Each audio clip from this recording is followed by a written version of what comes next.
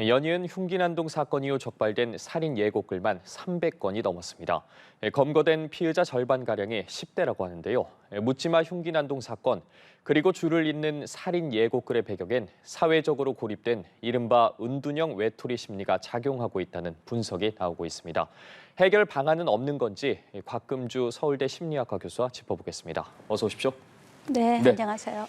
최근 이른바 묻지마 범죄가 연달아 발생했고 그 이후에 살인 예고글이 잇따랐거든요. 네. 교수께서 최근의 상황들 어떻게 보고 계십니까? 네, 지금 연이어서 이렇게 나오고 있는 현상이 있는데요.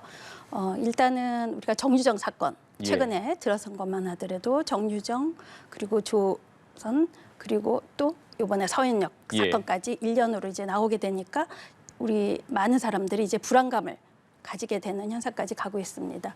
이러한 선진국형 범죄라 그러죠. 묻지마 범죄가. 이러한 범죄가 이제 우리나라에서 뭐 이미 오래전에 왔지만 미국이라든지 또 일본에 비해서 훨씬 더 늦게 들어온 겁니다. 근데 이제 계속적으로 일어나고 있다 하는 점에서 이제 우리 사회도 어떻게 보면은 폭력으로부터 안전한 곳은 아닌가 하는 불안감이 있다라고 볼 수 있겠죠. 예, 정유정, 조선, 최원종까지 이렇게 무차별 흉악 범죄를 저지르는 그런 범행 동기를 좀 살펴봐야 할 것 같은데 일련의 공통점이 있습니까? 네, 이들이 전반적으로 무슨 정신 장애가 있다든지 뭐 이런 경우도 있지만 전반적으로 은둔형 외톨이라는 겁니다. 네, 그래서 이렇게 따돌려지는 또 사회하고 단절되고 격리되어 있던 사람들이 대부분이다라고 볼 수 있거든요. 그래서 이제 일명 그 은둔형 외톨이 또 외로운 늑대라고도 얘기를 하죠. 그러니까 우리가 이제 테러범들을 볼 때 집단적으로 테러를 하거든요. 그리고 이 테러범들이 보통 어떤 종교적인 이념이 있거나 정치적인 이념 하에서 움직이는데 그러한 늑대에서 따로 떨어져서 홀로 외로운 늑대. 이 경우는 집단 동물을 하는 늑대의 무리에서부터 벗어났기 때문에 훨씬 더 공격성이 높아요. 폭력성이 높고 또 하나의 특징은 어떤 이념이 있는 거가 아니고 그냥 사회적인 불만 또 자기 처지에 대한 비관 이런 걸로 무차별 살상을 하는 경우가 있거든요. 그래서 아마 그러한 형태가 우리나라에도 지금 오고 있는 거 아닌가 하는 생각이 듭니다. 은둔형 외톨이에 대해서 이야기를 해주셨는데 그럼 정확히 심리학적인 측면에서 이 은둔형 외톨이가 어떤 의미를 갖는지 궁금하고 그렇다고 해서 이게 다 범죄로 이어지는 건 아니지 않습니까? 네, 절대 아니죠. 일단 이 사회가 경제 발전이 막 이루어지면서 사람들이 거기서부터 사회적 박탈감이라 그러죠. 그러한 것들도 많이 느끼게 되고 또 내가 거기에 같이 동참하기도 어렵다라는 불안감 이러한 것들이 단절을 일으켜요. 그래서 제대로 적응을 못하게 되는 그러한 현상인 거죠. 그래서 사회적 관계를 다 끊어버리고 또 가족하고의 관계만 가진다든지 집에서 집거하면서 이러한 생활이 한 몇 개월이 지속되는 거 보통 뭐 6개월이다라고 얘기를 하고 있는데요. 근데 이런 경우는 가족하고는 이제 관계를 하는 경우가 있지만 점차적으로 시간이 갈수록 가족하고도 하지 않는 완전히 고립돼 버리는 그러한 경우가 있습니다. 또 많은 경우가 왕따를 당하는 경우 피해자가 내가 저 왕따를 당하고 또 그러한 거로 인해서 자신감이 떨어지고 해서 스스로가 원해서 단절을 시키는 게 아니고 주변 상황에 의해서 단절이 되다 보니까 할 수 없이 집에 머물러 버리는 그러한 그 형태가 일어나겠죠. 말씀해 주신 것처럼 뭐 사회와 단절을 해서 완전하게 자신만의 동굴로 들어가는 특징을 가지고 있다고 말씀을 해주셨는데 이와 연관지어서 구체적으로 좀 살펴보면 신림동 흉기난동 피해자 조선은 남들도 불행하게 만들고 싶었다 이런 이야기를 했었고 또 서현역 흉기난동 피해자 최원종 같은 경우에는 특목고 진학 실패 이후에 분열성 성격 장애 진단을 받았다는 보도도 있었거든요. 그렇다면 이 사회의 시스템, 즉 나와 남을 좀 비교하는 풍토들이 이렇게 은둔형 외톨이를 만드는 건지도 궁금해요. 네, 그게 이제 선진국형 범죄다라고 이야기하는 거가 우리가 경제 발전이 이루어지고 물질주의 사회가 되잖아요. 그러면 양극화 현상이 굉장히 극심하게 일어납니다. 또 거기다 더한 거가 SNS 사회가 됐어요. 그러다 보니까 남들이 뭐 하는지 너무나 잘난 사람도 많고 돈 가진 사람도 많고 이러한 것들을 비교 안 할 수가 없어요. 계속해서 자연스럽게 비교를 자연스럽게 비교하고요. 또 비교하는 게 나쁜 거 아닙니다. 비교를 함으로 인해서 나도 그렇게 되고 싶고 성공하고 싶고 성취 지향적으로 만들어주는데 이제 이러한 비교를 지나치게 나보다 더 잘난 사람하고 하다 보면은 나만 제일 안 풀리는 것 같고 나만 제일 모자라는 것 같고 이러면서 사회에 대해서 불만이라든지 이런 걸 가지게 되는 경우죠. 예. 결국은 주변 사람들의 내가 적응하지 못하는 그런 부적응의 하나의 형태라고도 볼 수 있는 거죠. 그러니까 긍정적인 부분도 충분히 찾아볼 수 있겠지만 그것보다는 자신의 상태를 좀 비관하는 측면이 강조되는 부분들이 있다. 네, 네. 그리고 그렇게 이제 볼 수 있는데. 특히 이제 이러한 차이를 비교할 때 이전에 잘 나갔던 경우, 내가 뭐 영재라는 소리를 들었다든지, 그래서 우리가 그 연구에 의하면은 영재라고 부를 때 비교적 그 적응이 잘 됩니다. 능력이 있으니까 예. 적응이 잘 되는데 어떤 심각한 스트레스 상황에서는 굉장히 취약함을 보입니다. 그리고 거기에다가 완벽주의 성향을 가지고 있으면 약간의 실패도 못 견디는 거예요. 다른 사람 보면 그 정도면 괜찮다라고 하지만 자기는 완전히 인생의 낙오자라고 생각을 하게 되기 때문에 예. 다른 사람하고 더 접하고 싶지 않고 사회적 관계를 맺지 않고 그러면서 더 비정상적인 행동으로 갈 수가 있기 쉬워지는 거죠. 예, 이러한 일련의 범죄들에 대해서 지금 심리학적인 부분을 연계지어서 설명을 해주시고 계시는데 이런 사건들 이후에 사실 살인 예고를 하는 글도 늘었거든요. 그런데 이 살인 예고자들을 잡고 보니까 그중에 절반이 10대였단 말이에요. 이거 약간 유행처럼 해석을 해야 되는 겁니까? 네, 그 10대들이 자기의 존재감이 없어요. 우리 모두 다 내가 누구다라고 하고 싶은 그런 존재의 욕구가 있거든요. 예. 인정받으려는 욕구가 있는데 아무도 날 못 알아주고 그다음에 학교 성적도 안 나오고 이러다 보니까 인터넷에 댓글을 다는 거예요. 그럴 때 이러한 사안이 있을 때 자기 댓글을 달았더니 반응들이 즉각 있게 되고요. 또 많은 사람들이 무서워하고 있거든요. 그러다 보니까 내가 뭔가를 해낼 수 있다라는 그 청소년 시기의 영웅 심리가 작용을 하면서 이 글을 그냥 올리는 거죠. 예. 그리고 이들은 다 그래요. 장난으로 했어. 뭐 그 글 한 줄인데 이렇게 해서 어떤 죄책감이라든지 이런 걸 전혀 못 느끼고 있거든요.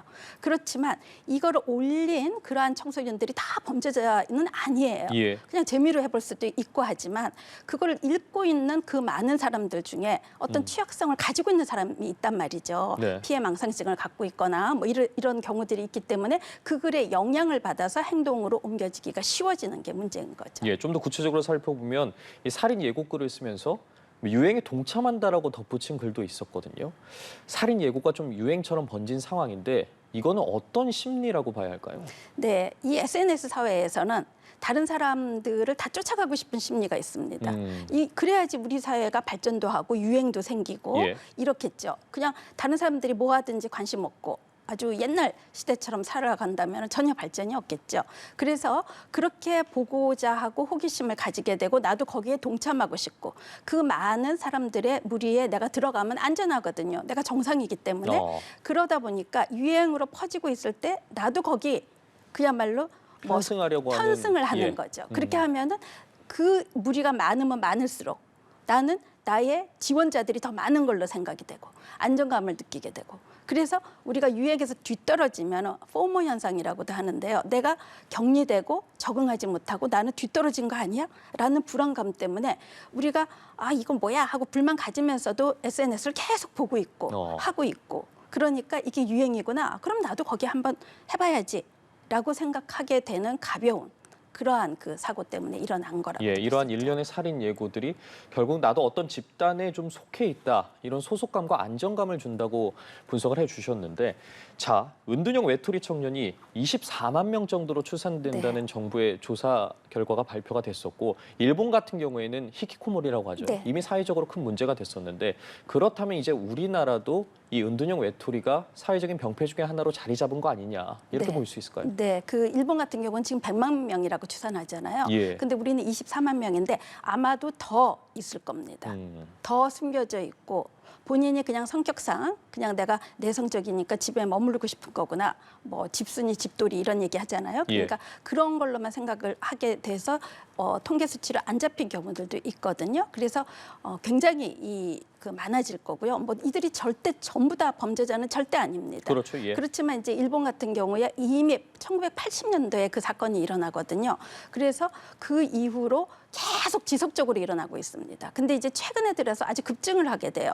그러니까 보통 2010년도에 약 1년에 한 3사건이었다면 2020년도에서 21년, 2년 요때 1년 만에 15건이 생깁니다. 그게 또 하나가 이제 코로나로 인한 단절된 그러한 상황이 많이 일어나기도 하고 해서 그렇게 되긴 하겠지만 그 의미로 본다면 굉장히 위험한 그러한 거라고 볼 수 있겠죠. 예, 어쨌든 추정되는 통계치보다 훨씬 더 많은 은둔형 외톨이가 우리 사회에 있을 수 있다고 말씀해 주셨는데 그렇다면 또 빼놓을 수 없는 게 이 은둔형 외톨이와 청년의 관계를 좀 빼놓을 수 없을 것 같아요. 유독 좀 청년층에서 두드러지는 경향을 보이고 있는 겁니까? 네.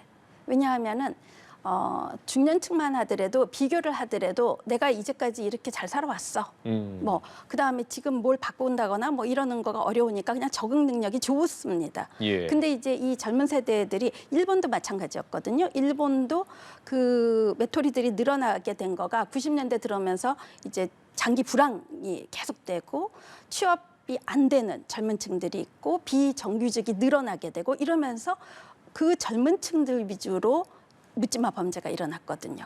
그러니까 우리 사회도 지금 청년들이 일단은 그 시기가 되면은 굉장히 비교를 더 많이 해요.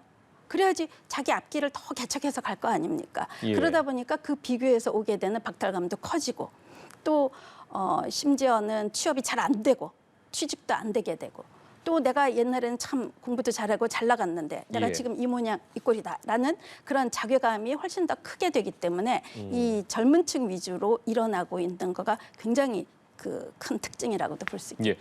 이번 살인 예고도 젊은 층 사이에서 좀 잇따르고 있고 또 신림령 흉기난동봉 조선이 이 게임 중독 상태였다는 수사 결과가 발표가 됐거든요. 교수께서 보시기에 이 게임 중독이 이번 범행을 저지르는 데 있어서 어느 정도 영향을 미쳤다고 평가를 하십니까? 그 직접적인 영향은 절대 없습니다. 예. 이제 그거는 초반에 아주 우리가 게임이 많이 확산될 때는 그게 굉장히 자극적이고 충격적이었으니까 그거에 영향을 많이 받았는데요.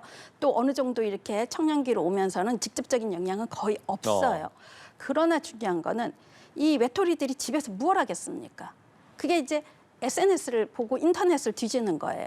그러다 보면은 그 중에서 제일 접하기 쉬운 거가 게임입니다. 그거는 나 혼자 얼마든지 즐겨도 되고 예. 또 거기서 내가 잘하면은 내가 막 아주 상위로 올라가면서 자신감도 가질 수 있고 그렇게 해서 그걸 접하는데 이 게임의 많은 부분들이 공격적이고 폭력적인 게임이에요. 예. 그러니까 거기에 너무나 심취하게 돼버리는 거가 이후에 어떤 공격 행동이라든지 폭력이 나올 때 그거를 쉽게 만들어주는 거죠. 이미 연습을 다 했잖아요. 게임을 통해 가지고. 예. 그래서 게임이다. 이거는 실제 현상이 아니다라고 생각할 정도면 정상인인 거죠. 그렇게 해서 내가 그냥 스트레스 해소를 즐기는 정도가 아니고 그게 너무나 익숙해져 버리니까 그냥 욕도 막 나오게 되고 과격한 행동도 나오게 되고 이러다 보면 선을 넘게 되기까지 하게 되기 때문에 사실은 이 게임이 주는 영향도 간과하고 무시할 수는 없다는 거죠. 그러니까 게임 자체를 직접적인 영향이라고 말할 수는 없겠지만 아무래도 제한된 상황과 환경을 마주하는 은둔형 외톨이들에게 어느 정도 영향을 미칠 수 있는 요인은 분명히 될 수 있다라고 분석을 해주셨는데 자 그리고 교수께서 현상을 놓고 사회 전반에 대한 자신의 분노를 터뜨리는 사건들이 이제 막 시작하고 있는 단계라고 경고를 하셨거든요. 그렇다면 이러한 사건들 막기 위해서 어떤 대책들 필요할까요? 네, 이게 이미 선진국에서 다 있어 왔습니다. 예. 다 이게 있어 왔기 때문에 이렇게 한번 여기서부터 억제하는 힘이 풀어지게 되면은 이제는 폭력이라든지 공격에 대해서 아무렇지도 않게 하게 되는 그러한 시점이 오게 되거든요. 예. 그래서 이 시기 때 이제 좀 더 물론 일어난 행동에 대한 처벌은 단호해야 되겠죠. 그러나 예방하는 게 중요하기 때문에 우리가 좀 더 이렇게 외톨이가 되는 청년들을 관심을 가지게 되고 또 재취업이 가능한 취업이 가능한 사회로 끌어들이고 하는 노력이 지역사회 중심으로 해서 많이 일어나야지 되고요. 또 나의 문제를 예. 어디서 가서도 한 사람의 내 얘기 들어주는 사람만 있어도 이런 끔찍한 범죄 안 일어나거든요. 예. 그야말로 은둔형 외톨이잖아요. 아무도 나를 도와줄 사람이 없다는 거기 때문에 그래서 조금은 이러한 쉽게 상담받을 수 있고 이러한 정책 마련도 필요하다라고도 볼 수 예. 있고요. 그다음에 개개인이 중요한 거는 이렇게 불안한 사회가 돼버렸단 말이죠. 그래서 불안해하고 떨고 있을 수는 없잖아요. 그래서 내가 그럼 뭘 할 수 있어? 또는 나랑 상관없는 일이야. 라고 생각을 하는 거가 아니고 내가 또 다른 사람에게 갑질을 하고 있는 건 아닌가. 누군가에 피해를 주고 있는 건 아니냐. 결국은 더불어 우리가 살아가는 공동체이기 때문에 예. 나도 모르게 무심코 하는 행동에 그 누구는 피해를 입고 약자가 울고 있다는 거죠. 그러한 약자들이 바로 이 사람에게 울분을 안 통한다 하더라도 결국 사회 전체를 불안하게 만들 수도 있게 되기 때문에 우리가 조금은 배려해주고 조금은 신경 써주고 이런 마음가짐을 그냥 스스로 가져가는 거가 결국 내가 베풀 때 사회가 안전하다 하는 느낌도 같이 가질 수 있는 거거든요. 그래서 불안이 생기는 것만큼 더 주변에 어려운 사람들을 돌아다보는 그러한 자세를 조금은 키워나가면 어떨까 싶어요. 전체적인 일련의 상황들에 대해서 불안감과 두려움을 가지는 건 당연하긴 하지만 그래도 좀 주변 사회를 돌아보면서 이러한 문제점을 같이 해결해 나갈 수 있는 방법을 찾자 이런 말씀을 해주셨습니다. 오늘 말씀은 여기까지 듣도록 하겠습니다. 지금까지 곽금주 서울대 심리학과 교수와 이야기 나눠봤습니다. 고맙습니다. 네, 감사합니다.